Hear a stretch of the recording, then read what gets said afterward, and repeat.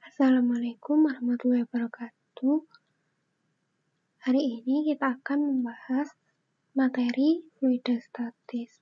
Perkenalkan, nama saya Fiona Setiabudi dari Pendidikan Fisika Universitas Negeri Malang.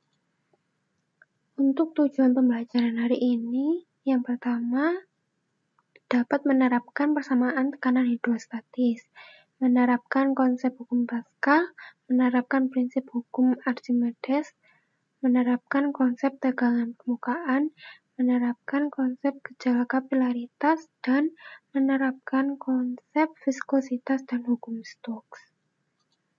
Nah, fluida sendiri merupakan zat yang dapat mengalir dan berubah bentuk jika diberi tekanan. Jadi yang termasuk ke dalam fluida terdapat beberapa zat, yaitu zat cair dan gas.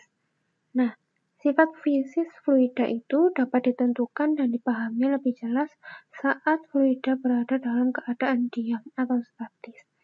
Nah, berikut ini beberapa sifat fisis fluida statis, diantaranya yaitu massa, tekanan hidrostatis, tekanan total, tegangan permukaan, kapilaritas, hingga viskositas. Bahasan pertama kita mengenai sifat fisis fluida statis yaitu massa jenis. Sebelumnya, apakah Anda pernah membandingkan mana yang lebih berat antara 50 kg kapas atau 50 kg baja? Nah, benarkah bahwa pernyataan 50 kg baja lebih berat dari 50 kg kapas? Kalian sudah paham tentang konsep massa dan berat? Pasti akan menjawab dengan mudah, ya, sama. Karena apa? Karena sama-sama memiliki massa 50 kg. Ya, jawabannya benar. Nah, sekarang coba bayangkan ukuran 50 kg kapas dan 50 kg baja. Meski keduanya memiliki massa 50 kg, akan tetapi ukuran antara kapas dan baja jauh berbeda. 50 kg baja mungkin hanya berukuran sebesar balok kayu, tapi 50 kg kapas bisa saja sebesar mobil. Nah, hal inilah yang dimaksud dengan massa jenis. Jadi, apa itu massa jenis? Ingat bahwa setiap benda memiliki kerapatan massa yang berbeda-beda dan merupakan sifat alami dari benda tersebut. Hingga massa jenis dapat didefinisikan sebagai massa per satuan volume, di mana seperti contoh sebelumnya, massa per satuan volume baja lebih tinggi atau lebih besar, sehingga volumenya jauh lebih kecil dibandingkan dengan kapas. Jika dirumuskan ke dalam persamaan, maka massa jenis memiliki simbol ρ, didefinisikan sebagai massa M per satuan volume V dengan satuan SI kilogram per meter kubik. Nah, untuk pembahasan yang kedua yaitu tentang tekanan hidrostatis. Nah, masih ingatkah Anda tentang definisi tekanan? Ya, tekanan merupakan gaya yang bekerja tegak lurus pada suatu permukaan bidang dan dibagi luas permukaan bidang tersebut. Nah, secara matematis, perumusan tekanan dituliskan sebagai P sama dengan F per A, dengan P merupakan tekanan memiliki satuan Newton per meter kuadrat atau Pascal, sedangkan F merupakan gaya dan A merupakan luas permukaan. Nah, jadi persamaan ini menyatakan bahwa tekanan P berbanding terbalik dengan luas permukaan bidang tempat gaya itu bekerja, sehingga untuk besar gaya yang sama, luas bidang yang kecil akan mendapatkan tekanan yang lebih besar daripada luas bidang yang besar. Tekanan hidrostatis yang dialami oleh suatu titik di dalam fluida diakibatkan oleh gaya berat fluida yang berada di atas titik tersebut. Perhatikan gambar berikut. Jika besarnya gaya hidrostatis pada dasar tabung adalah P, menurut konsep tekanan, besarnya P dapat dihitung dari perbandingan antara gaya berat fluida F dan luas permukaan bejana A. Dituliskan sebagai berikut. Gaya berat fluida merupakan perkalian antara massa fluida dengan kecepatan gravitasi bumi, atau dapat ditulis dengan M fluida dikali G. Nah, karena massa fluida merupakan rho dikali volume atau massa jenis dikali volume dikali G per A, sehingga persamaan tekanan tersebut dapat dituliskan sebagai P rho dikali V dikali G dibagi A. Volume di dalam fluida dalam bejana tersebut merupakan hasil perkalian antara luas permukaan bejana dan tinggi fluida dalam bejana, atau luas permukaan A dikali H, sehingga jika tekanan hidrostatis dilambangkan dengan pH, maka persamaannya dapat dituliskan sebagai berikut. pH sama dengan rho G dikali H, sehingga semakin tinggi dari permukaan bumi, tekanan udara akan semakin berkurang. Sebaliknya, semakin dalam Anda menyelam dari permukaan laut atau danau, tekanan hidrostatis akan semakin bertambah. Untuk memantapkan kembali konsep tekanan hidrostatis, di sini diberikan bejana berisikan zat cair atau fluida. Nah, kira-kira semakin dalam sebuah titik di dalam fluida, yaitu titik A, B, C, manakah tekanan hidrostatis di antara ketiga titik tersebut yang semakin besar atau paling besar? Ya, jawabannya adalah C. Mengapa? Karena semakin dalam kedudukan sebuah titik dalam fluida, maka tekanan hidrostatis di titik tersebut akan semakin besar. Sehingga dari ketiga titik di gambar ini, yang memiliki tekanan hidrostatis paling besar adalah titik C. Selanjutnya, untuk pembahasan yang ketiga, terdapat tekanan total. Nah, ditinjau sebuah tabung yang diisi dengan fluida setinggi H, seperti pada gambar, permukaan fluida yang terkena udara luar bekerja tekanan udara luar yang dinyatakan dengan P0. Jika tekanan udara luar ikut diperhitungkan, maka besarnya tekanan total atau tekanan mutlak pada satu titik di dalam fluida, dimisalkan di sini adalah titik A, maka sebesar PA, yaitu tekanan total di titik A atau tekanan mutlak di titik A, sama dengan P0 tekanan udara luar ditambah rho GH, tekanan hidrostatis. Selanjutnya, pembahasan yang keempat, yaitu hukum utama hidrostatis. Nah, perhatikan gambar. Gambar tersebut memperlihatkan sebuah bejana berhubungan yang diisi dengan fluida, misalnya air.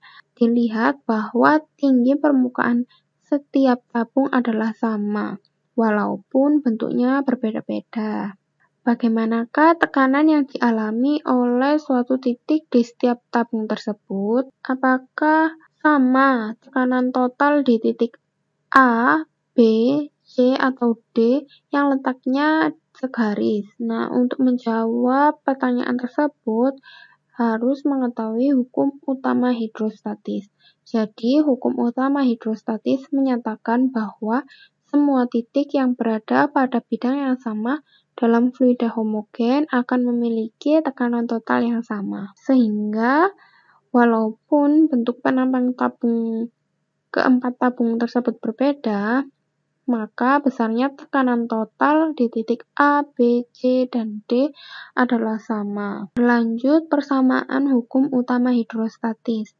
Nah, persamaan hukum utama hidrostatis dapat diturunkan melalui gambar berikut. Nah, jadi misalkan pada suatu bejana berhubungan dimasukkan dua jenis fluida dengan massa jenis yang berbeda, yaitu rho 1 dan rho 2. Jika diukur dari bidang batas terendah antara fluida 1 dan fluida 2, yaitu di titik B dan di titik A, maka dua fluida tersebut memiliki ketinggian H1 dan H2 untuk masing-masing fluida. Tekanan total di titik A dan di titik B adalah sama besar tekanan total, sehingga menurut persamaan tekanan hidrostatis, besarnya tekanan di titik A dan titik B bergantung pada massa jenis fluida dan ketinggian fluida di dalam tabung, sehingga secara matematis dapat dirumuskan sebagai PA sama dengan PB. Jadi tekanan total di titik A sama dengan tekanan total di titik B.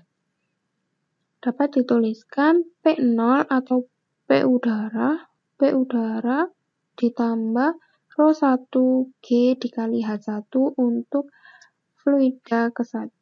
Sedangkan untuk di titik B, maka P0 ditambah ρ2 dikali G dikali H2 untuk di massa jenis fluida yang kedua. Sehingga dapat dirumuskan ρ1 H1 sama dengan ρ2 H2. Nah, selanjutnya bagaimana jika sebuah bejana U diisi dengan fluida homogen dan salah satu pipanya ditekan dengan gaya sebesar F. Jadi, proses fisika yang terjadi pada bejana U seperti itu diselidiki oleh Blaise Pascal. Nah, melalui penelitiannya, Pascal berkesimpulan bahwa apabila tekanan diberikan pada fluida yang memenuhi sebuah ruangan tertutup, maka tekanan tersebut akan diteruskan oleh fluida tersebut ke segala arah dengan besar yang sama tanpa mengalami pengurangan. Sehingga pernyataan ini dikenal dengan hukum Pascal. Nah, secara analisis sederhana, hukum Pascal dapat digambarkan seperti berikut.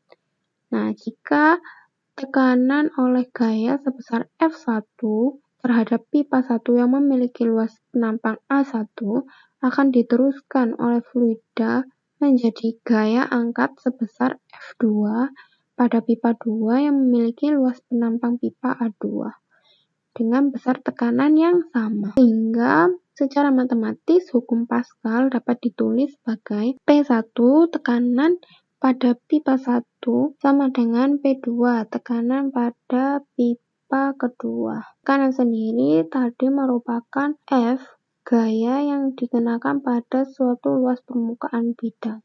Sehingga F1 dibagi A1 sama dengan F2 dibagi A2. Nah, hukum Pascal sendiri dapat dimanfaatkan dalam beberapa pelaratan teknik yang banyak membantu pekerjaan manusia, seperti dongkrak hidrolik, pompa hidrolik. Nah, selanjutnya untuk pembahasan yang keenam yaitu hukum Archimedes.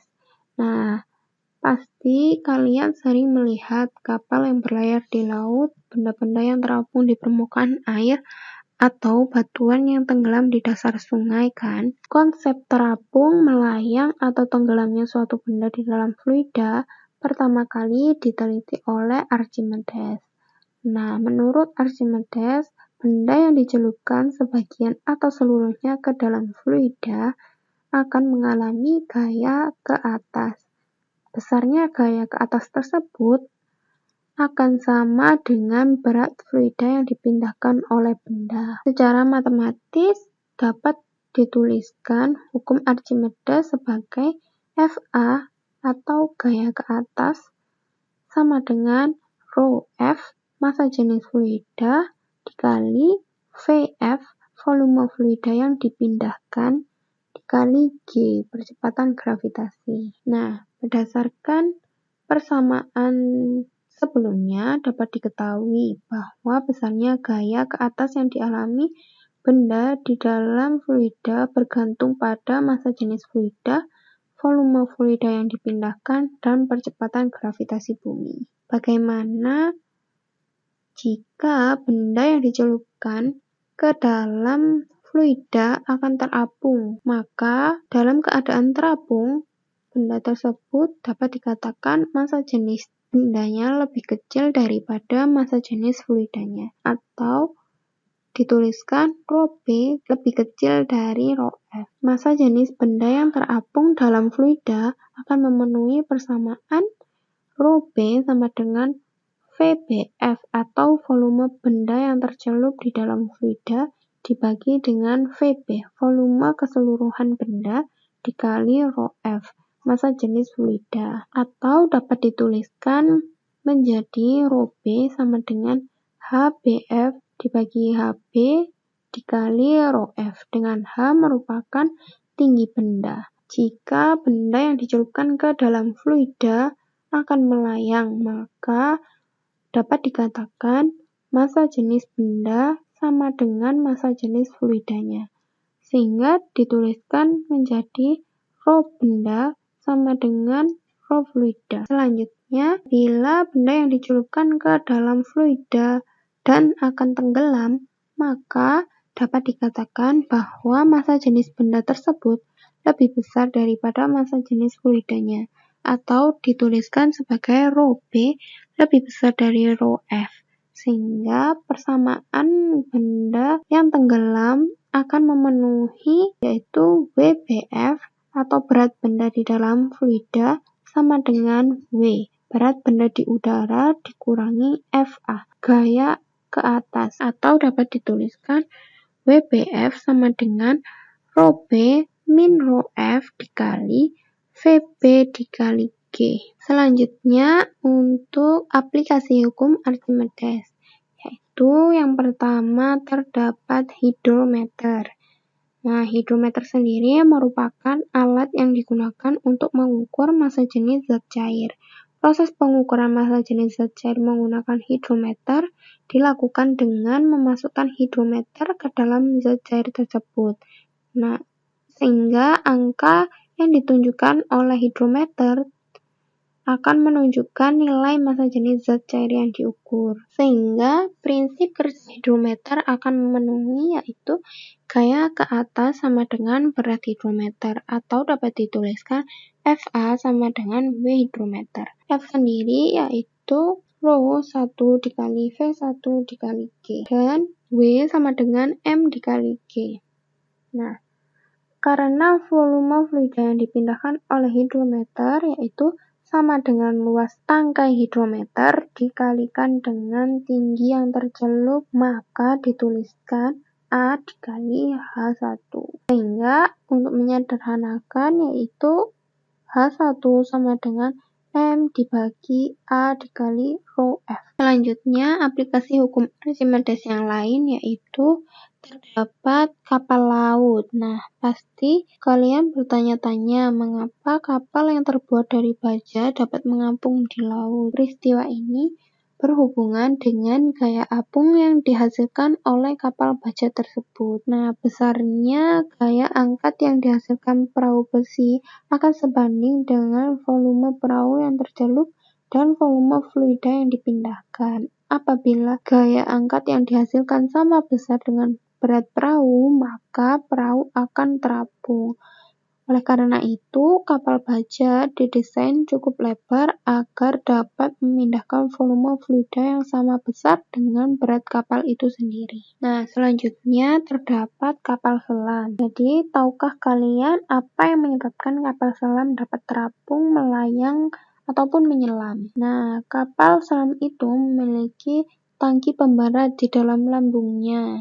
Pada gambar berikut, yang berfungsi untuk mengatur kapal selam supaya dapat terapung, melayang, ataupun tenggelam. Ketika menyelam, kapal selam mengisi tangki pemberat tersebut dengan air, sehingga berat kapal selam akan lebih besar daripada volume air yang dipindahkan. Sebaliknya, jika tangki pemberat terisi penuh dengan udara, maka air laut akan dipompakan keluar dari tangki pemberat. Berat kapal selam akan semakin kecil daripada volume kecil yang dipindahkannya, sehingga kapal selam akan terapung.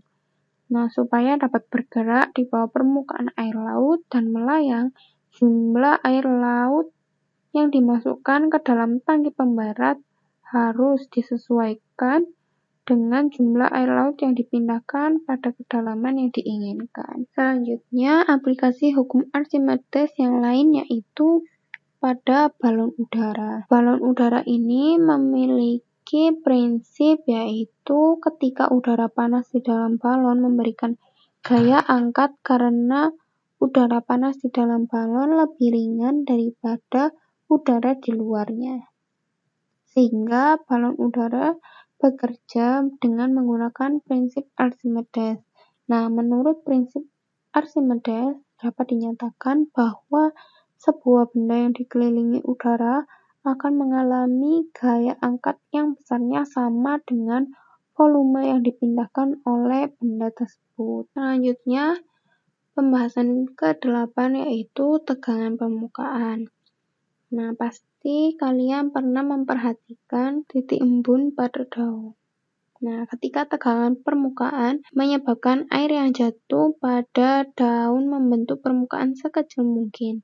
Nah, peristiwa ini disebabkan karena adanya gaya kohesi antar molekul air yang lebih besar daripada gaya adhesi antara air dan daun. Contoh tegangan permukaan yang lain dapat dilihat jika memasukkan sebuah gelang kawat yang dipasang benang di dalam larutan sabun, seperti gambar A. Nah, setelah dimasukkan ke dalam larutan sabun, pada gelang kawat akan terdapat selaput tipis.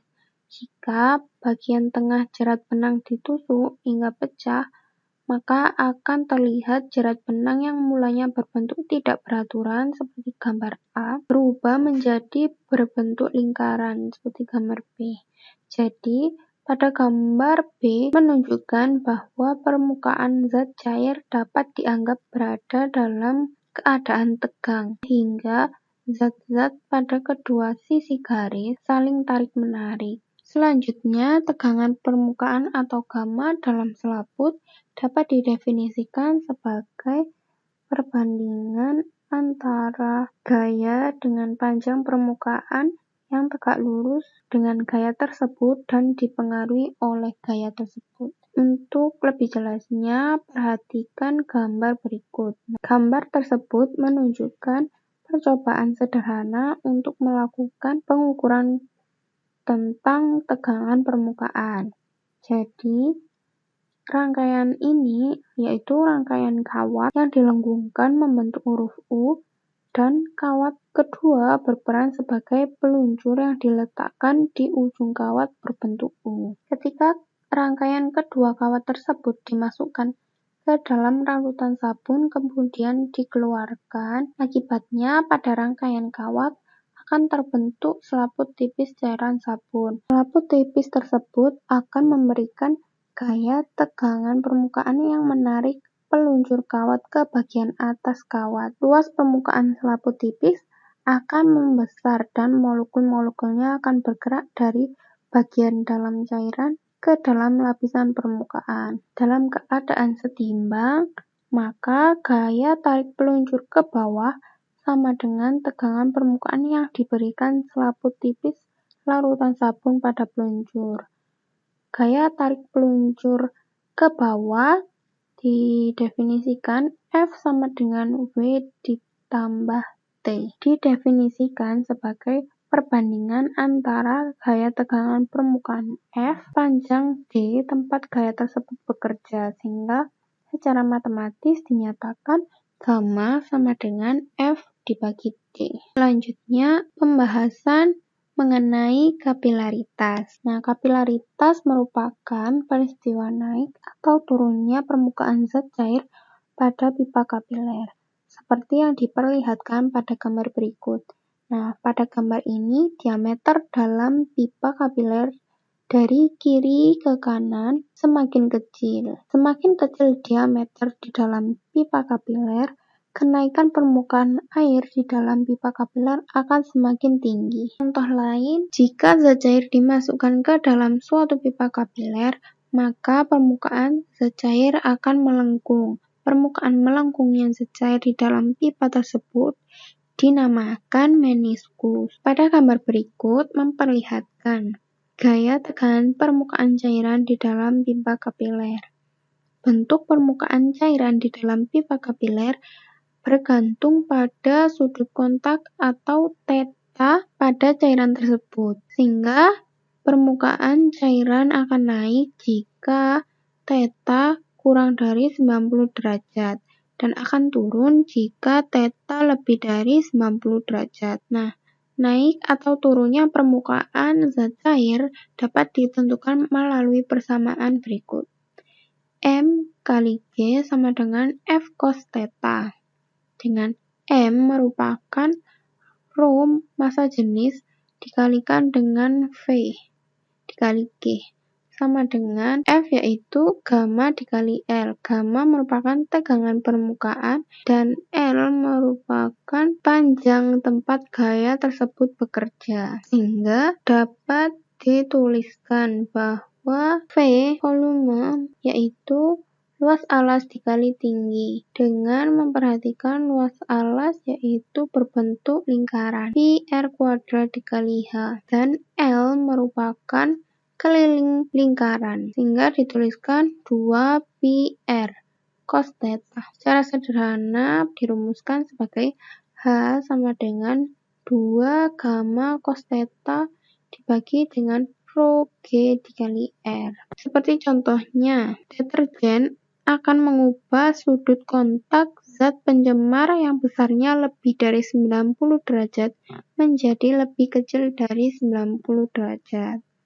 Akan tetapi sebaliknya, zat yang membuat kain waterproof atau tahan air menyebabkan sudut kontak air dengan kain menjadi lebih besar dari 90 derajat.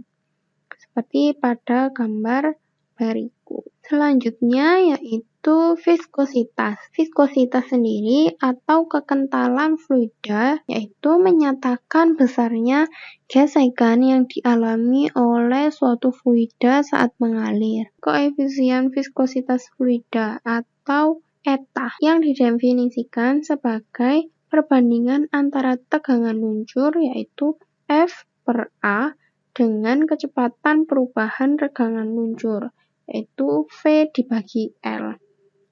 Sehingga secara matematis persamaannya dapat ditulis sebagai eta sama dengan tegangan luncur yaitu F per A dibagi cepat perubahan tegangan luncur V dibagi L. Dapat dituliskan bahwa F sama dengan eta dikali A dikali V dibagi L. Benda yang bergerak dalam fluida kental akan mengalami gaya gesek yang besarnya dapat dinyatakan dengan bersamaan FF sama dengan eta dikali A dikali V per L sama dengan A per L dikali eta dikali V sama dengan A per L merupakan konstanta. Konstanta dikali eta dikali V. Untuk benda berbentuk bola diketahui bahwa K sebesar 6R. Sehingga dapat dinyatakan bahwa FF sama dengan 6 pi R eta dikali V. Nah, persamaan inilah yang dinyatakan sebagai hukum Stokes. Jika sebuah benda berbentuk bola jatuh bebas dalam suatu fluida kental, maka kecepatannya akan bertambah karena pengaruh gaya gravitasi bumi. Sehingga gaya yang terjadi pada bola ini adalah gaya berat sebesar mg yang arahnya ke bawah dan Fa yang arahnya ke atas dan Ff gaya gesek fluida yang arahnya ke atas. Sehingga kecepatannya akan bertambah karena pengaruh gravitasi bumi.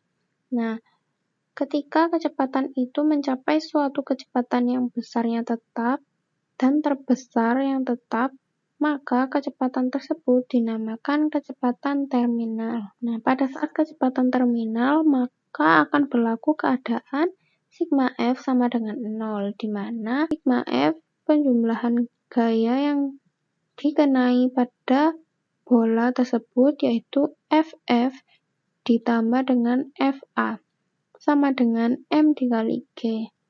FF sama dengan MG dikurangi FA. FF sendiri berdasarkan persamaan hukum Stokes sebelumnya yaitu 6 pi R eta V terminal sama dengan rho B dikali VB dikali G dikurangi rho F dikali VB dikali G. Sehingga disederhanakan menjadi kecepatan terminal sama dengan G dikali V benda dikali rho B dikurangi rho F dibagi 6 pi eta dikali R. Sedangkan untuk benda berbentuk bola maka volumenya yaitu 4πr⁻3, sehingga dapat dituliskan menjadi persamaan V terminal sama dengan 2/9 R² dikali G per eta dikali dengan rho B min rho F. Sekian pembahasan mengenai fluidostatis. Semoga bermanfaat. Wassalamualaikum warahmatullahi wabarakatuh.